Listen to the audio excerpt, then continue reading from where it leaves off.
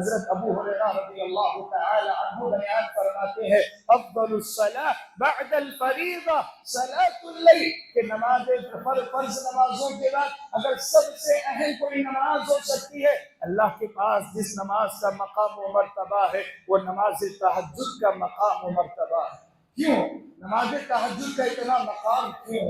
ابن رجب رحمۃ اللہ علیہ کہتے ہیں تین خصوصیات جو نماز تہجد میں ہوتی ہے وہ کسی اور نماز میں نہیں ہوتی۔ سب سے پہلی خصوصیت یہ کہ یہ اخلاص والا عمل قرار دیا جائے گا۔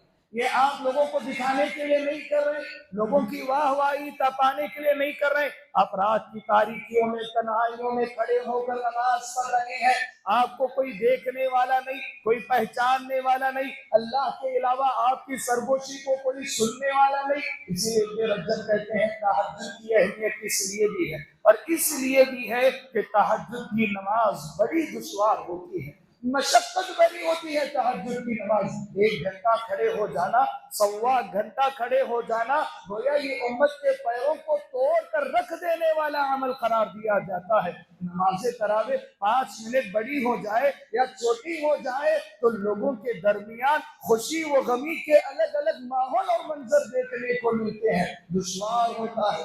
2 رکعت کا اہتمام بھی دشوار ہوتا ہے۔ وہ انسان جو رات بھر پوری نیند لیتا ہے، 10 منٹ 15 منٹ کا وقت اسے نہیں ملتا کہ وہ اٹھے، وضو کرے اور اللہ رب العالمین کی بارگاہ 2 رکعت کا اہتمام کرے، یہ توفیق ہر کسی کو نہیں ملتی ہے، ہر کسی کو نہیں ملتی یہ توفیق۔ اللہ رب العالمین نے اس نماز کو بڑا دشوار بنایا ہے، یہ محض وہ ادا کریں گے جو ایمان اور تقوی کی پرہیزگاری کی بلندی کو پہنچ چکے ہیں۔ اور تیسرا فائدہ یہ ہے نماز تہجد کا، آپ اس میں قرآن مجید کی تلاوت کرتے ہیں، دنیا کی مصروفیات سے آپ دور ہیں، فون کال سے آپ دور ہیں، بیوی اور بچوں کی گفتگو ان کی باتوں سے آپ دور ہیں، کوئی پریشانی نہیں ہے، مکمل توجہ قرآن مجید کی طرف ہے، قرآن مجید کی آیتوں کی طرف ہے جو سیدھے آپ کے دل میں اترتی جائے گی۔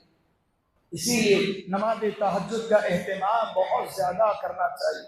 یاد رکھیں یہ تہجد کا اہتمام ہمیں جہنم سے بچا سکتا ہے، تہجد کا اہتمام ہمیں جہنم سے بچا سکتا ہے۔